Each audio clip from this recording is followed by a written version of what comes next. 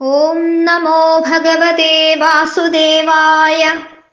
പീതാംബരം കരവിരാജിത ചക്രശംഖ കൗമോദഗീ സരസിജം കരുണാസമുദ്രം രാധാസഹായമതിസുന്ദരമന്ദഹാസം വാതാലയേശമനിശം ഹൃദി ഭാവയാമി.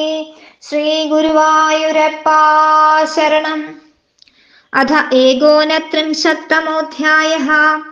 ഉദ്ധവ ഉവാച സുദുച്ഛരമിമാം മന്യേ യോഗചര്യമനാത്മനാ യഥാഞ്ജസാ പുമാൻ സിദ്ധ്യേത് തന്മേ ബ്രൂഹ്യഞ്ജസാച്യുത. പ്രായശഃ പുണ്ഡരീകാക്ഷ യുഞ്ജന്തോ യോഗിനോ മന വിഷീദന്ത്യ സമാധാനാൻ മനോ നിഗ്രഹകർഷിതാം.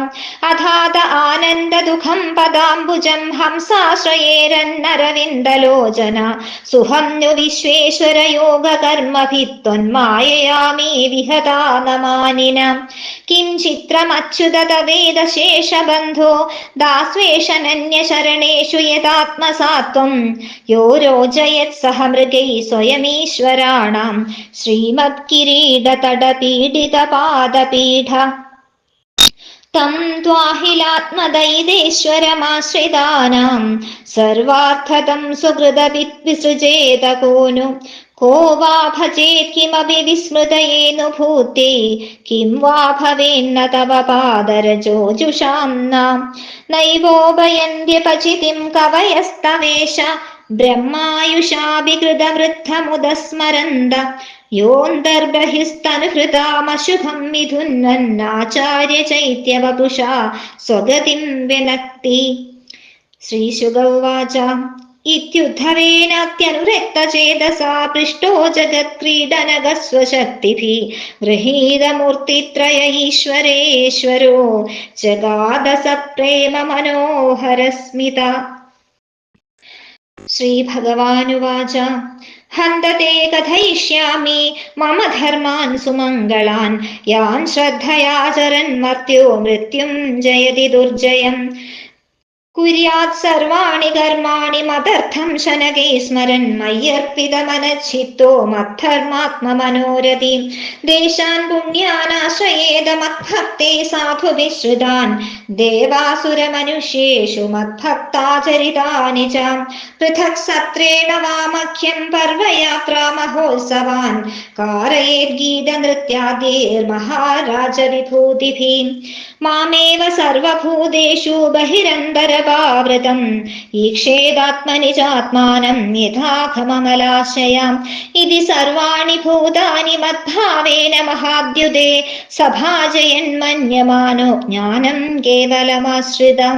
ബ്രാഹ്മണേ പുൽഗസേ സ്ഥേനേ ബ്രഹ്മണ്യർക്കേ സ്ഫുലിംഗകേ അക്രൂരേ ക്രൂരകേ ചൈവ സമതൃക്പണ്ഡിതോ മതാം. നരേഷ്വഭീഷ്ണം മദ്ഭാവം പുംസോ ഭാവയതോ ചിരാത് സ്പർദ്ധാസൂയാ തിരസ്കാരാ സാഹങ്കാരാ വിയന്തിഃ. വിസൃജ സ്മയമാനാൻ സ്വാൻ ദൃശം വ്രീഡാം ച ദൈഹികിം പ്രണമേ ദണ്ഡവത് ഭൂമാശ്വചണ്ഡാളഗോഖരം. യാവത് സർവേഷു ഭൂതേഷു മദ്ഭാവോ നോപജായതേ താവദേവമുപാസേത വാഗ്മനഃ കായവൃത്തിഭിः. സർവം ബ്രഹ്മാത്മകം തസ്യ വിദ്യയാത്മമനീഷയാ പരിപശ്യന്നു പരമേത് സർവതോ മുക്തസംശയാ. അയം ഹി സർവകൽപാനാം സത്രീജിനോ മതോ മമ മദ്ഭാവഃ സർവഭൂതേഷു മനോവാക്കായ വൃത്തിഭിः. നിഹംഗോപക്രമേധുംസോ മദ്ധർമ്മോസ്യോദ്ധ്യവാൻവതി മയാ വ്യവസിതഃ സമ്യക് നിർഗുണത്വാദനാശിഷ. യോ യോ മയി പരേ ധർമ്മഃ കൽപ്യതേ നിഷ്ഫലായ ചേത് തദായാസോ നിരർത്ഥ സ്യാദ് ഭയാദേരിവ സത്തമാം. ഏഷാ ബുദ്ധിമതാം ബുദ്ധിർമനീഷാ ച മനീഷിണാം യത് സത്യമനൃതേ നേഹ മർത്യേനാപ്നോതി മാമൃതം. ഏഷ തേ വിഹിതഃ കൃഷ്ണോ ബ്രഹ്മവാദസ്യ സംഗ്രഹ സമാസവ്യാസവിധിനാം ദേവാനാമപി ദുർഗമാ. അഭീഷ്ണശസ്തേ യദിദം ജ്ഞാനം വിസ്പഷ്ടയുക്തിവത് ഏതദ് വിജ്ഞായമുച്ഛേദ പുരുഷോ നഷ്ടസംശയ. സുവിവിക്തം തവ പ്രശ്നം മയേതദവിധാരയേത് സനാതനം ബ്രഹ്മഗുഹ്യം പരം ബ്രഹ്മാധിഗച്ഛതി യേതന്മമ ഭക്തേഷു സംപ്രദദ്യാത്സു പുഷ്കലം തസ്യാഹം ബ്രഹ്മദായസ്യ ദദാമ്യാത്മാനമാത്മനാ യേതത് സമധീയീത പവിത്രം പരമം ശുചി സപൂയേതാഹരഹർമാം ജ്ഞാനദീപേന ദർശയൻ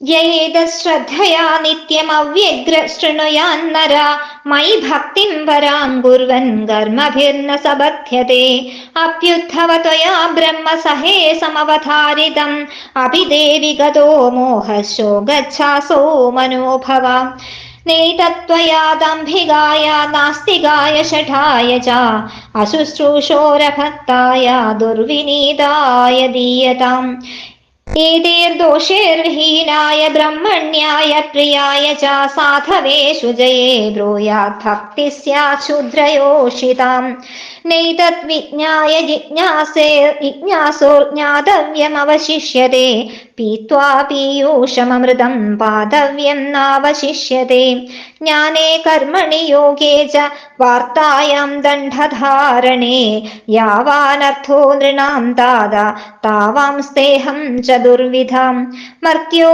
യഥാ തെക്ത സമസ്തകർമാ നിവേദിതാത്മാ വിചികീർഷിതോ മേ തഥാമൃതത്വം പ്രതിപദ്യമാനോ മയാത്മഭൂയായ ച കൽപ്പതേ വൈ.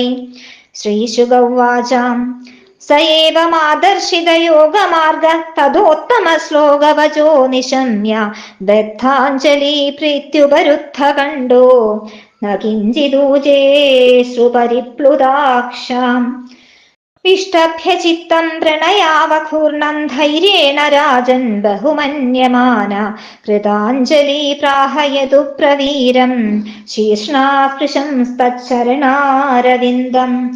ഉദ്ധവ ഉവാച വിദ്രാവിദോ മോഹമഹന്തകാരോ യാശ്രിതോ മേ തവ സന്നിധാനാത് വിഭാവസോ കിം नु സമീപഗസ്യ ശീതം തമോഭി പ്രഭവന്ത്യജാദ്യ പ്രത്യർപ്പിതോ മേ ഭവതാനുകമ്പിനാ ധൃത്യായ വിജ്ഞാനമയ പ്രദീപ ഹിത്വാ കൃതഞ്ജസ്തവ പാദമൂലം കോന്യസമീയാചരണം ത്വദീയം. ത്രിഗണച്ഛമേ സുദൃഢസ്നേഹപാശോ ദാശാർഹകൃഷ്ണ്യന്ധത സത്വദേഷു പ്രസാരിത സൃഷ്ടിവിവൃദ്ധയേ ത്വയാ സ്വമായയാ ഹ്യാത്മസുബോധഹേതിനാം. നമോസ്തു തേ മഹായോഗിൻ പ്രപന്നമനുഷാധിമാം യഥാ തച്ചരണാംഭോജേ രതി സ്യാദനപായിനി.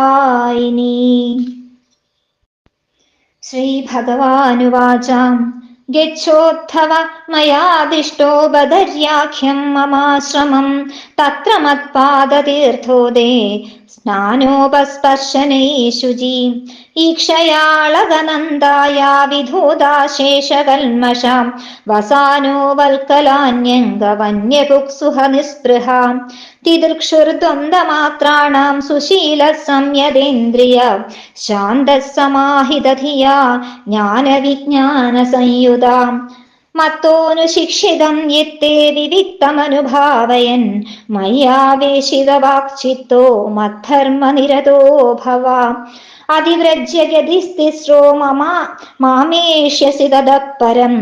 ശ്രീശുക ഉവാച സ ഏവ മുക്തോ ഹരിമേധസോദ്ധവ പ്രദക്ഷിണം തം പരിസൃത്യ പാദയോ ശിരോ നിധായാശ്രുകലാഭിരാർദ്രതിർ നിഷിഞ്ചദ്വന്ദ്വപരോപ്യുപക്രമേ. സുദുസ്ത്യജ സ്നേഹവിയോഗകാതരോ ന ശക്നുവംസ്തം പരിഹാതുമാതുര പൃഷ്ഠം യയോ മൂർധനി ഭർതൃപാദുകേ വിഭ്രൻ നമസ്കൃത്യ യയോ പുനഃ പുനഃ തതസ്തമന്തർഹൃദി സന്നിവേശ്യ ഗതോ മഹാഭാഗവതോ വിശാലാം യഥോപദിഷ്ടാം ജഗദേകബന്ധുനാ തപസ്സമാസ്ഥായ ഹരേരഗാദ്ഗതിം. യേതദാനന്ദസമുദ്രസംഹൃതം ജ്ഞാനാമൃതം ഭാഗവതായ ഭാഷിതം കൃഷ്ണേന യോഗേശ്വര സേവിതം ഘൃണാ സശ്രദ്ധയാ സേവ്യ ജഗദ്വിമുച്യതേ. ഭവഭയമപഹന്തും ജ്ഞാനവിജ്ഞാനസാരം നിഗമകൃതുപജഹ്രേ ഭൃംഗവദ്വേദസാരം അമൃതമുദതിധച്ഛാപായ യയദ്ഭൃത്യവർഗാൻ പുരുഷമൃഷഭമാദ്യം കൃഷ്ണസംജ്ഞം നതോസ്മി. ശ്രീകൃഷ്ണായ നമഃ. ഇത് ശ്രീമദ്ഭാഗവതേ മഹാപുരാണേ ഏകാദശസ്കന്ധേ ഏകോനത്രിംശത്തമോऽധ്യായः. സർവത്ര ഗോവിന്ദനാമ സങ്കീർത്തനം. ഗോവിന്ദ ഗോവിന്ദ. വാഗീശാദ്യാസ്സു മനസ സർവാർത്ഥാനാമുപക്രമേ യം നത്വാ കൃതകൃത്യാസ്യുസ്തം നമാമി ഗജാനനം. ഗുരവേ സർവലോകാനാം ഭിഷജേ ഭവരോഗിണാം നിധയേ സർവവിദ്യാനാം ശ്രീദക്ഷിണാമൂർത്തയേ നമഃ. ഗുരുർബ്രഹ്മാ ഗുരുർവിഷ്ണു ഗുരുർദേവോ മഹേശ്വര ഗുരുഃ സാക്ഷാത് പരം ബ്രഹ്മ തസ്മൈ ശ്രീ ഗുരവേ നമഃ. കൃഷ്ണായ വാസുദേവായ ഹരയേ പരമാത്മനെ പ്രണതക്ലേശനാശായ ഗോവിന്ദായ നമോ നമഃ. ശ്രീഹരേ നമഃ. ശ്രീ ഗുരുവായൂരപ്പാ ശരണം. മുക്തി എന്ന ലക്ഷണം കൊണ്ട് ഏകാദശസ്കന്ധം ആരംഭിച്ചപ്പോൾ ജ്ഞാനയോഗം, കർമ്മയോഗം, ഭക്തിയോഗം ഒക്കെ വർണ്ണിച്ചു. അതിൻ്റെ തത്വ നിരൂപണം, സാഖ്യ തത്വ നിരൂപണം, ജ്ഞാനയോഗത്തിൻ്റെ സംക്ഷിപ്ത വിവരണം ഒക്കെ വിവരിച്ചു കണ്ടു. അതിനുശേഷം ഭക്തിയെ പ്രദാനം ചെയ്യുവാൻ ഉദ്ധവർക്ക് ഉപദേശം നൽകുന്നു ഭഗവാൻ. ഉദ്ധവർ ഭക്തിയോഗത്തിൻ്റെ ലക്ഷണം എന്താണെന്ന് മനസ്സിലാക്കുന്നു. ഒന്നുകൂടി വെളിപ്പെടുത്തുവാൻ ഭഗവാനോട് ആവശ്യപ്പെടുന്നു. സാധാരണ ജനങ്ങൾക്ക് മനസ്സിലാകത്തക്ക വിധത്തിൽ ഭക്തിയുടെ ലക്ഷണത്തെ വിവരിച്ചു തരൂ. ഭാഗവത ധർമ്മത്തിൻ്റെ ചുരുക്കം ഭഗവാൻ ഉദ്ധവർക്ക് പറഞ്ഞു കൊടുക്കുകയാണ്. ഭാഗവതം എന്ന ആ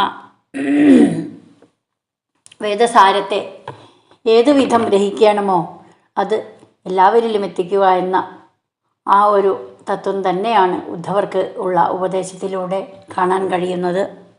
ഭഗവാൻ തന്ന ആ മെതിയടികളെ ശിരസ്സിലേറ്റിക്കൊണ്ട് ഉദ്ധവർ ബദരീനാഥിലേക്ക് യാത്ര ആവുന്ന രംഗത്തെയും വർണ്ണിക്കുന്നുണ്ട്. അങ്ങനെ ആ ശ്രീശുക ബ്രഹ്മർഷിയുടെ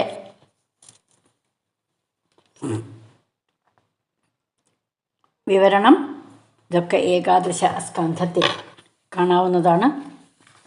ഓം നമോ ഭഗവതേ വാസുദേവായ. ഓം നമോ ഭഗവതേ വാസുദേവായ. ഓം നമോ ഭഗവതേ വാസുദേവായ. സുദുശ്ചരാമിമാം മന്യേ യോഗചര്യാമനാത്മന യഥഞ്ജസാ പുമാൻ സിദ്ധ്യ തന്മേ ബ്രൂഹ്യഞ്ജസാച്യുത. ഉദ്ധവര് പറയാണ്, ഭഗവാനെ വിസ്തരിച്ച് പറഞ്ഞിട്ടുള്ള ആ ഭക്തിയോഗത്തെ ഒന്നുകൂടി വർണ്ണിച്ചു തന്നാലും ജ്ഞാനയോഗം വളരെ പ്രയാസമാണ് എന്ന് വിവരിച്ചതിന് ശേഷം ഈയുള്ളവൻ്റെ ആ മനീഷയിൽ ഉദിച്ച ഒരു ചോദ്യമാണ്. ആ യോഗക്രമത്തെ സാധിച്ചു തരുവാൻ മനസ്സിനെ നന്നായി സ്വാധീനിക്കത്തക്ക വിധം ഉള്ള ഭഗവാന്റെ ആ വഴക്കം, മനോജയത്തെ ഉണ്ടാക്കുവാൻ കഴിഞ്ഞു. എളുപ്പത്തിലുള്ള ഒരു മാർഗം ഏത് വിധത്തിലാണോ ഭക്തിയെ ധരിക്കേണ്ടത് എന്നുള്ള കാര്യം കൂടി പറഞ്ഞു തന്നാലും അഥാത ആനന്ദ ദുഃഖം പദാംബുജം ഹംസാശയേരന്നരവിന്ദലോചന സുഖം നു വിശ്വേശ്വരയോഗകർമ്മഭിത്വന്മായയാമീ വിഹിതാ നമാനിന. ത്വന്മായയാമീ വിഹതാ നമാനിന. മനോനിഗ്രഹം ക്ലേശകരമാണ്. വിവേകികൾ അതുകൊണ്ട് തന്നെ എല്ലാ ആനന്ദത്തെയും പരിപൂർണമായി സാധിപ്പിക്കുന്നതിന് സാമർഥ്യമുള്ളതായ ആ അങ്ങയുടെ പാദാരവിന്ദത്തെ സേവിക്കുകയാണ്. അങ്ങയുടെ മഹാമായയെ മോഹിപ്പിക്കുന്നില്ല അവരെ. യോഗസാരം അറിഞ്ഞ അവരെ കർമ്മ നൈപുണ്യം ഉള്ളവരായി കണക്കാക്കാം. അഭിമാനികളെ എപ്പോഴും ഭഗവത് ഭക്തന്മാരായി ഗണിക്കാം. അല്ലയോ താമരാക്ഷ, അങ്ങയുടെ മഹാമായ ഞങ്ങളെ മോഹിപ്പിക്കുന്നു. അല്ലയോ പുണ്ടരീകാക്ഷ, ഒരിടത്ത് മനസ്സിനെ ഒതുക്കി നിർത്താൻ ശ്രമിച്ചാൽ യോഗികൾക്ക് പോലും അത് സാധിക്കാതെ വരുന്നു. എന്നിട്ടും ആ തൃപ്തിയില്ല, ആ ഫലം കിട്ടുകയില്ല എന്ന് അറിഞ്ഞ് ഖേദിക്കുന്ന അവർക്ക് മനസ്സിൻ്റെ ഇളക്കത്തെ അടക്കി നിർത്തി മനസ്സിനെ ഏകാന്ത ഭക്തിയിലേക്ക് കൊണ്ടുപോകുവാനുള്ള ആ ഒരു സാധനയെ കാണിച്ചു തന്നാലും അങ്ങയുടെ ഭക്തന്മാരെ മഹാമായ മോഹിപ്പിക്കാത്തത് എന്തുകൊണ്ടാണ്? അങ്ങല്ലാതെ അനന്യ ഗതി ഇല്ല എന്ന് ആ ബുദ്ധി അവരെ തുണയ്ക്കുകയും, എന്താണ് അവർ കരുതിയിരിക്കുന്നത്? മഹാമായ ഭഗവാൻ തന്നെയാണോ? ആത്മതുല്യമായിരിക്കുന്നത് ഭഗവാന്റെ ആ സ്വഭാവമാണോ? രാമാവതാരത്തിൽ വിശദമാക്കി ഈ മനുഷ്യ ജന്മത്തിൽ വേണ്ടുന്നതായിട്ടുള്ള കാര്യങ്ങളെ വർണ്ണിച്ചിട്ടുണ്ട്. സാർവഭൗമനായി സകല രാജാക്കന്മാരാലും ആരാധിക്കപ്പെട്ട പാദപത്മത്തോടുകൂടി അവതാരം ചെയ്ത ആ ശ്രീരാമമൂർത്തിയെ അങ്ങ് വാനരാദികളോടുകൂടി കൂട്ടുചേർന്ന് ആ അശേഷ ബന്ധുവായി തന്നെ നാശരഹിതനായിരിക്കുന്ന ഭഗവാൻ ഭക്തന്മാരുടെ ദാസനാണ് എന്ന് കാട്ടിത്തന്നു. അതുകൊണ്ട് തന്നെ അശ്രിതവത്സലനായിരിക്കുന്ന അങ്ങയെ ആർക്കാണ് ഉപേക്ഷിക്കുവാൻ സാധിക്കുക? ഐശ്വര്യമുണ്ടാവണം എന്ന പ്രാർത്ഥനയോടുകൂടി ആണോ അന്യദൈവത്തെ ഭജിക്കുന്നത്? അങ്ങയെ വെടിയാൻ സാധിക്കുകയില്ല. എന്നാൽ ആ ഭഗവാനെ കൂടാതെയുള്ള ആ ദോഷത്തെ ഐശ്വര്യം അധികരിക്കുമ്പോൾ ഉള്ളിലുണ്ടാകുന്ന ആ മായയെ മറക്കാൻ സാധിക്കുന്നു. എങ്ങനെയാണോ അങ്ങയെ ഭജിക്കുന്നത് അവിടെ ഐശ്വര്യം വന്നു ചേരുന്നു.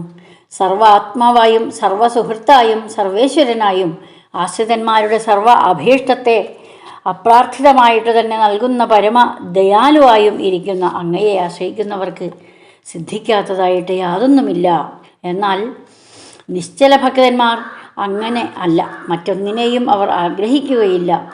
ദേവതാന്തര ആ ഭജനം കൊണ്ട് തന്നെ അവർ സിദ്ധിച്ച അവരുടെ ആ കൈവല്യം, ഭഗവാന്റെ ആ മനസ്സ്, ഭഗവാൻ തന്നെയാണ് മായ എന്ന് ഉള്ള ആ രൂപത്തെ, ഭഗവാന്റെ ആ കാര്യത്തെയെല്ലാം ഭഗവാൻ എപ്രകാരമാണോ മനസ്സിലേക്ക് എത്തുന്നത് എന്നുള്ള പരമാർത്ഥത്തെ അവർക്ക് ഗ്രഹിക്കുവാൻ കഴിയുന്നു.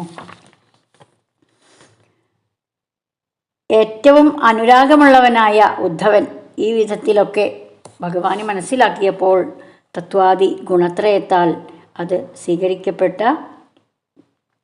ആ വിഷ്ണുമൂർത്തി തന്നെ വ്യാപാരങ്ങൾ നടത്തിക്കൊണ്ടിരിക്കുന്ന ചാഞ്ചല്യത്തെ അളന്നുകൊണ്ടിരിക്കുന്ന ആ ഭഗവാന്റെ മനീഷയെ, ഭഗവാന്റെ ആ കാരുണ്യാതിരേകമായ കടാക്ഷത്തെ തൊഴുക തന്നെ വേണ്ടിയിരിക്കുന്നു എന്നവർ മനസ്സിലാക്കുന്നു. പിന്നീട് ഭഗവാൻ പറഞ്ഞു, അല്ലയോ ഉദ്ധവ, സുഖരൂപങ്ങളായ എൻ്റെ ധർമ്മത്തെ സന്തോഷപൂർവ്വം നിന്നോട് പറയുക. അതാണ് എൻ്റെ ഉദ്ദേശം. അവയെ ശ്രദ്ധയോടെ നീ കേട്ടാലും ആചരിച്ചാലും മനോവ്യാപാരങ്ങൾ മുഴുവനും എന്നിൽ സമർപ്പിക്കുക. അങ്ങനെ ധർമ്മങ്ങൾ നടത്തുന്നതിൽ സന്തോഷവാനായിരിക്കുക. ആത്മ കൂടിയിരിക്കുക. എൻ്റെ പ്രീതി ഉദ്ദേശിച്ചുകൊണ്ട് എൻ്റെ സ്മരണയോടുകൂടി എല്ലാ പ്രവൃത്തികളെയും, എല്ലാ വ്യാപാരങ്ങളിലും ഏർപ്പെട്ട് ആ പ്രവൃത്തികളെ മനോഹരമാക്കി തീർക്കുക. എൻ്റെ ഭക്തന്മാരായ സജ്ജനങ്ങൾ വസിക്കുന്ന ആ പുണ്യദേശങ്ങളൊക്കെ സന്ദർശിച്ച് അവിടെ ഭക്തന്മാരിരിക്കുന്ന സ്ഥലം ഏതാണ് എന്ന് കണ്ട് അവരെ തന്നിലേക്ക് ചേർത്തി അവരോട് സന്തോഷത്തോടു കൂടി കാര്യങ്ങൾ ഗ്രഹിപ്പിക്കുക. ശക്തിയുള്ള ആ ബുദ്ധിയെ, ആ ഭജന താണ്ഡവം, ആ ഒരു ഭഗവത് ഭക്തി കൈവല്യമാക്കാനുള്ള ആ ഒരു കാര്യത്തെ അവരിൽ കൂടി മനസ്സിലാക്കിക്കുക. എല്ലാ ഭൂതങ്ങളുടെയും ഉള്ളിലും പുറത്തും തന്നിലുമൊക്കെ വ്യാപിച്ചിരിക്കുന്ന ആ ഭഗവാനെ ആത്മസ്വരൂപനായിട്ട് കാണാൻ ഉദ്ധവർ മനസ്സിലാക്കുന്നു, ഉദ്ധവർ അറിയുന്നു. എങ്ങും നിറഞ്ഞിരിക്കുന്ന ആകാശം പോലെ എല്ലാറ്റിലും ഇരിക്കുന്ന ആ ഒരു ആത്മലാഭം, രാഗാദിമാലിന്യം മനസ്സിലുണ്ടെങ്കിൽ അത് കിട്ടുകയില്ല. സൂക്ഷ്മബോധം ഉറച്ചാൽ മാത്രമേ ഭഗവാനെ സുഹൃത്തായും ഭഗവാനെ മനസ്സിൽ പ്രതിഷ്ഠിക്കുവാനും സാധിക്കുകയുള്ളൂ. ജ്ഞാനത്തിൻ്റെ ലക്ഷണം സമഭാവനയാണ് എന്ന് മനസ്സിലാക്കി വിഷയരൂപത്തിൽ കാണപ്പെടുന്ന എല്ലാ വസ്തുക്കളിലും വസിക്കുന്നതായ ചൈതന്യം ഒന്നു തന്നെയാണ് എന്ന് മനസ്സിലാക്കി എല്ലാറ്റിലും കാണുന്നത് തന്നെ അതോടുകൂടി സമഭാവനയോടുകൂടി ഭഗവാൻ പരമാത്മാവാണ് എന്ന് അറിയുക. വിഷമത പലവിധത്തിലും ഉണ്ടാകാം. ജാതി, കർമ്മം, ഗുണം ഇവയൊക്കെ കൊണ്ട് സമാനനല്ലാത്ത ആൾക്കാർ, ചണ്ടാളനിൽ പരദ്രവ്യ ആദികളിലൊക്കെ അതൊക്കെ അപഹരിക്കുന്നവർ, ബ്രാഹ്മണർക്ക് യഥാശക്തി ദാനം ചെയ്യുന്ന ബ്രാഹ്മണ ഭക്തനിൽ, ശാന്തസ്വഭാവമുള്ളവനിൽ, തീപ്പൊരിയിൽ, സൂര്യപ്രകാശത്തിൽ, കാറ്റിൽ, വൃക്ഷങ്ങളിൽ, ചെടികളിലൊക്കെ വസിക്കുന്ന ഈ ഭഗവാൻ സമദർശനം ആണ്. ഭഗവാൻ ഒന്നാണ് എന്ന് ആർക്കാണോ അറിയാൻ കഴിയുന്നത് അവനെ പണ്ഡിതനായി കണക്കാക്കാം. എല്ലാ മനുഷ്യരിലും ചേതനാസ്വരൂപനായ അങ്ങ് വസിക്കുന്നു എങ്കിൽ എല്ലായ്പ്പോഴും അങ്ങയെ ചിന്തിച്ചുറപ്പിച്ച് മനസ്സിൽ പ്രതിഷ്ഠിക്കുക. അസൂയ, നിന്ദ, സ്പർദ്ധ മുതലായ ആ ദോഷവൃത്തികളെ ഉപേക്ഷിക്കുക. അഹങ്കാരവും ക്ഷണത്തിൽ നശിക്കുന്നതായ ആ ബുദ്ധിയെ കൈവല്യമാക്കുക. സമന്മാരിൽ നിന്ദ, അഹംഭാവം ഇവ ഒഴിവാക്കി ഗുണത്തെ അവിടെ നിറയ്ക്കുക എന്നൊക്കെ ഉദ്ധവർ ഭഗവാനോട് പറയുന്നു. ഉദ്ധവരുടെ സംശയം ചോദിക്കുകയും ആ സംശയ നിവൃത്തിക്ക് ഭക്തരെ കൂടി അറിവുള്ളവരാക്കി തീർക്കുകയും ആണ് ഭഗവാന്റെ മറുപടിയിൽ കാണുന്നത്. അന്യരെ ഹസിക്കുന്ന, അവരെ പരിഹസിക്കുകയും ഉത്തമനും നീചനും എന്നുള്ള അഭാവ ഭേദത്തെ, ലജ്ജകളെയൊക്കെ ഉപേക്ഷിച്ച് എല്ലാറ്റിലും വസിക്കുന്ന ആത്മാവിനെ മാത്രം കാണണം. എല്ലാ ജീവികളിലും ദണ്ഡനമസ്കാരം ചെയ്യണം. അങ്ങനെ ശ്രീഭഗവാൻ തന്നെ ആണ് ചരാചരങ്ങളിലുള്ളത് എന്ന് ഉറച്ച് വിശ്വസിച്ച് എല്ലാ ഭൂതങ്ങളിലും വസിക്കുന്നത് ഭഗവാൻ തന്നെ ആണ് എന്ന് കണ്ടറിഞ്ഞുകൊണ്ട് ശരീരം കൊണ്ടും മനസ്സുകൊണ്ടും എല്ലാ ജീവികളിലും സഞ്ചരിക്കണം. ഈ വിധത്തിലൊക്കെ ഉപാസിക്കുന്ന ആൾക്കാർ ആരാണോ ഭഗവാനെ ഈ വിധം ഉപാസിക്കുന്നത് അവരൊക്കെ ബ്രഹ്മമായിട്ട് കാണുന്നു. അവരെയൊക്കെ നമുക്ക് ഈശ്വര ചൈതന്യമുള്ളവരായി മഹാന്മാരെന്ന് വിശേഷിപ്പിക്കാവുന്നതാണ്. ഈ വിധം ആത്മസ്വരൂപത്തെ സൂക്ഷിച്ചറിഞ്ഞപ്പോൾ ഉണ്ടായ ആത്മസാക്ഷാത്കാരത്തെ വർണ്ണാശ്രമാദി ഭേദ ഭാവനകളൊക്കെ നശിച്ചുകൊണ്ടവരെ ക്രിയാമാർഗത്തിലേക്ക് എത്തിക്കുവാൻ ശ്രമിക്കുകയാണ് ഉദ്ധവർ. എല്ലാ ഉപായങ്ങളിലും ശ്രേഷ്ഠമായത് എന്താണ് എന്ന് കാണിക്കുന്നു. അനന്യ വിഷയങ്ങൾ കാക്ഷിക്കാതെ എന്നെ തന്നെ സേവിക്കുക എന്ന ധർമ്മം മനസ്സിൽ ഉറയ്ക്കും തോറും ത്രിഗുണങ്ങളുടെ ബന്ധത്തിൽ നിന്ന് വേറിട്ടവരായി നിൽക്കുന്നു. അപ്പോൾ ദോഷത്തിന് മാർഗമില്ല. സജ്ജനങ്ങളിൽ വെച്ച് ശ്രേഷ്ഠനായുള്ള ആ ഭഗവാനെ, ആ ഉദ്ധവരുടെ സുഹൃത്തായ സഖാവായി നിൽക്കുന്ന ഈശ്വരനെ അറിയുക. അർത്ഥശൂന്യമായുള്ള ഓരോ ലൗകിക വ്യാപാരങ്ങളിൽ കൂടി ഫലമുള്ളതായി കാണപ്പെടുന്ന ഭയം, ശോകം മുതലായിട്ടുള്ള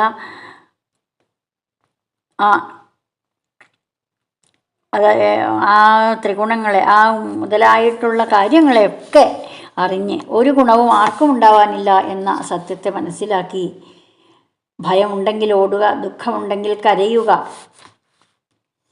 എന്നീ കാര്യങ്ങൾ മനസ്സിലാക്കി മനോവ്യാപാരങ്ങളെ നിലനിർത്താൻ ശ്രമിക്കുക. ഈ ഫലം കാക്ഷിക്കത്തക്കതാണ്, ശ്ലാഘിക്കത്തക്കതാണ്.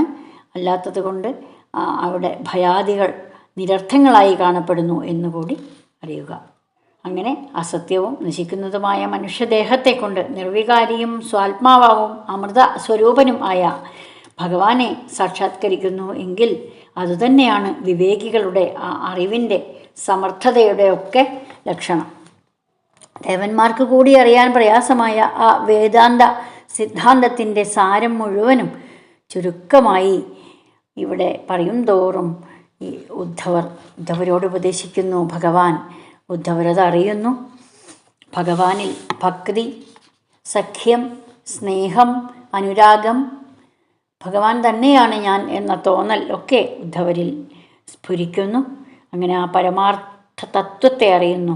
ഇതറിയിക്കുന്ന ഈ വേദാന്ത സാരത്തെ ബഹുവിധ യുക്തിയോടുകൂടി ഭഗവാൻ നിനക്കായിക്കൊണ്ട് ഞാൻ തരുന്നു എന്നറിയിക്കുന്നു.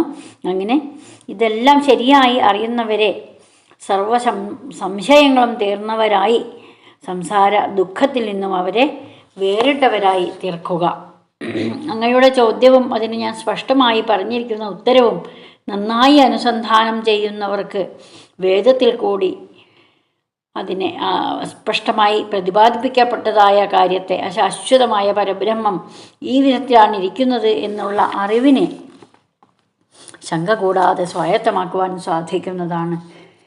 ഏതത് സമധീത പവിത്രം പരമം ശുചി സപൂയേതാഹരഹർമാം ജ്ഞാനദീപേന ദർശയൻ. സ്വതവേ പരിശുദ്ധവും പഠിക്കുന്നവരെയും കേൾക്കുന്നവരെയും ഒക്കെ ശുദ്ധരാക്കാൻ യോഗ്യത ഉള്ളതുമായ ഇതിനെ ഏതൊരുത്തനാണോ അധ്യയനം ചെയ്യുന്നത്, അവൻ്റെ ആ സമയത്ത്, അധ്യയനം ചെയ്യുന്ന സമയത്ത് കേൾക്കുന്നവർക്ക് കൂടി ആ ഭഗവത് സ്വരൂപത്തെ അവിടെ കാണുവാൻ, ദർശിക്കുവാൻ സാധിക്കുന്നു. നന്നായി ഉറപ്പ് വരുത്തുന്നവരുടെ ആ ഗുരുശിഷ്യ ബന്ധത്തെ പരമധർമ്മമായി കണക്കാക്കപ്പെടുന്നു. ദേഹത്തിൽ ആത്മഭാവമാകുന്ന മോഹത്തെ, അതുകൊണ്ടുള്ള ദുഃഖങ്ങളെയൊക്കെ നശിപ്പിക്കത്തക്കതാകുന്നു. ഈ ഉപദേശം കേൾക്കാൻ അധികാരമില്ലാത്തവരെ ഇവിടെ കാണുകയാണ്. ധർമ്മനിഷ്ഠൻ എന്നുള്ള ഭാവം കാട്ടി നടക്കുന്നവനോടും വേദത്തിൽ വിശ്വാസമില്ലാത്തവനോടും ലോകത്തെ വഞ്ചിക്കുന്നവനോടും കേൾക്കണം എന്ന ആഗ്രഹമില്ലാത്തവനോടും ഭഗവാനിൽ ഭക്തിയില്ലാത്തവനോടും വിനയം തീരെ ഇല്ലാത്തവനോടുമൊക്കെ ഈ ഞാൻ ഉപദേശിച്ച കാര്യങ്ങളെ നീ പറഞ്ഞു കൊടുക്കേണ്ട ആവശ്യമില്ല. അവരിലത് എത്ര പറഞ്ഞാലും സ്ഫുരിക്കാൻ ബുദ്ധിമുട്ടുള്ള കാര്യമാകുന്നു എന്ന് നീ അറിയുക.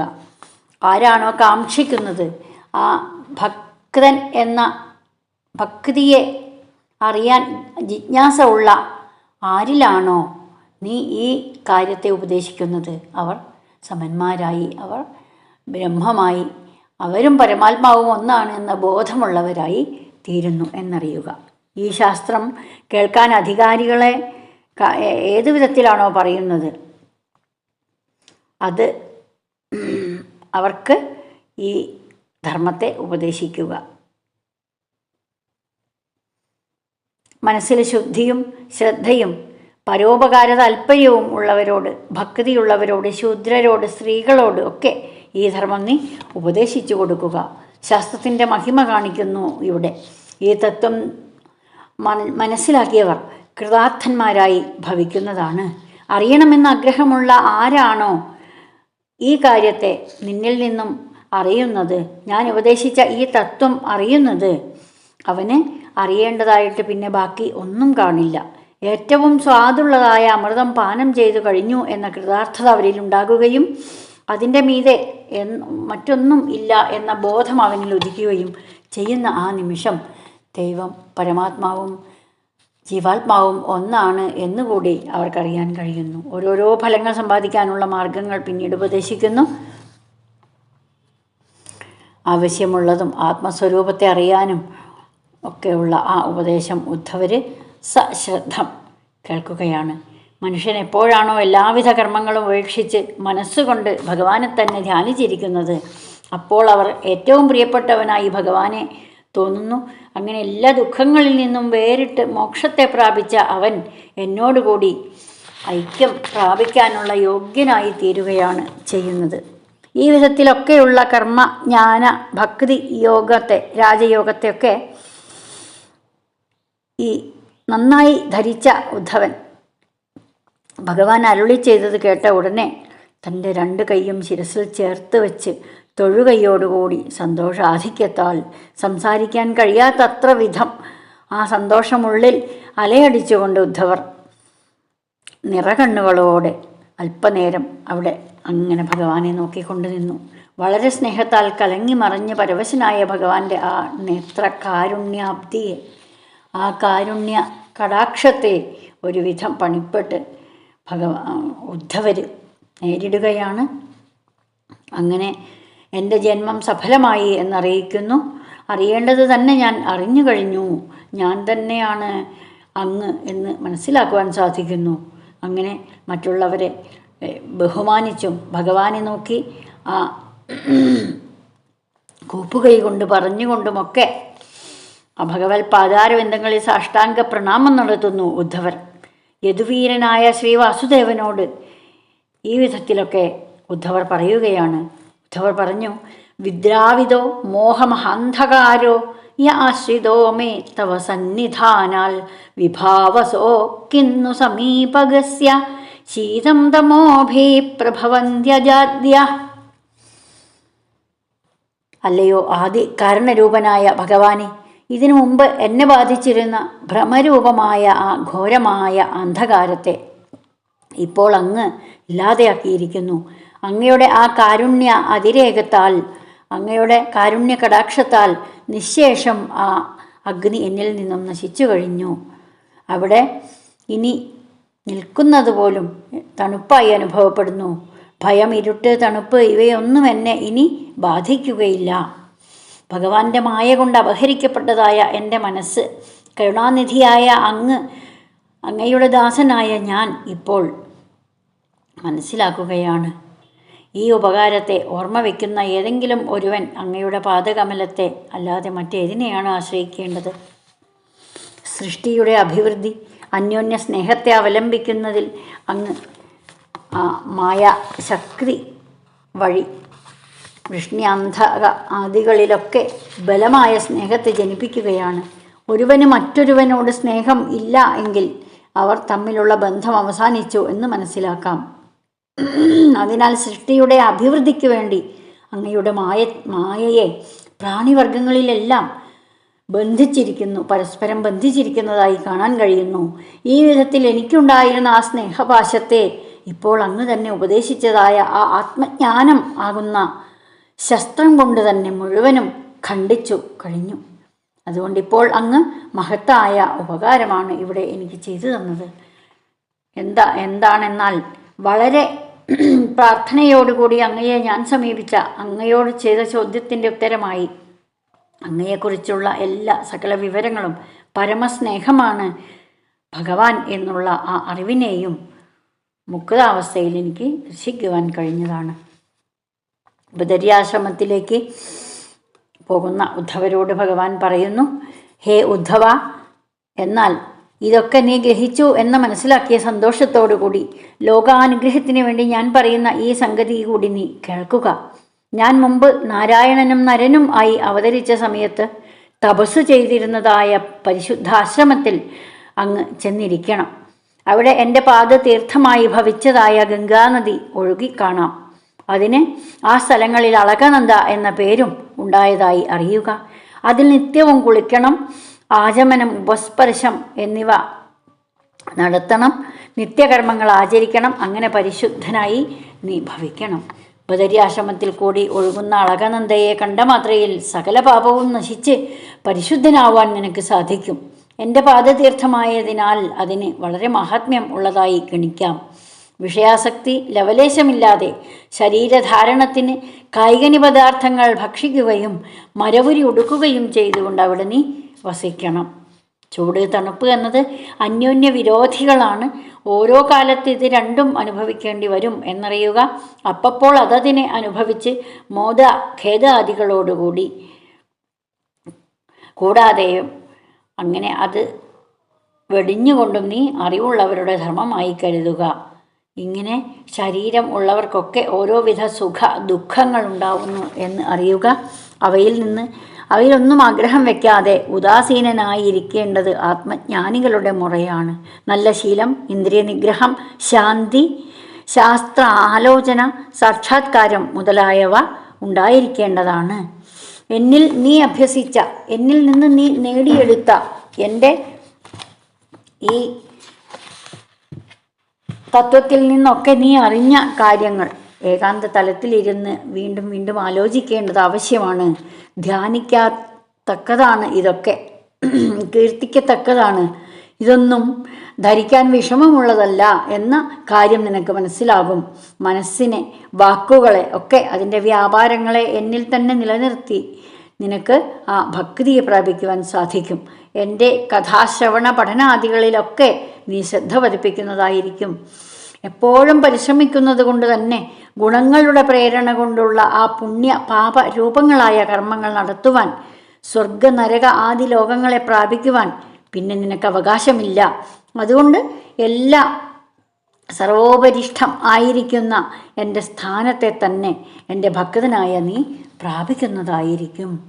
സ ഏവ മുക്തോ ഹരിമേധസുദ്ധവ പ്രദക്ഷിണം തം പരിസൃത്യ പാദയോ ശിരോനിധായ ശ്രുകലാഭിരാർദ്രധീർന്യഷിഞ്ച തദ്വന്ദ്വപരോപ്യപക്രമേ.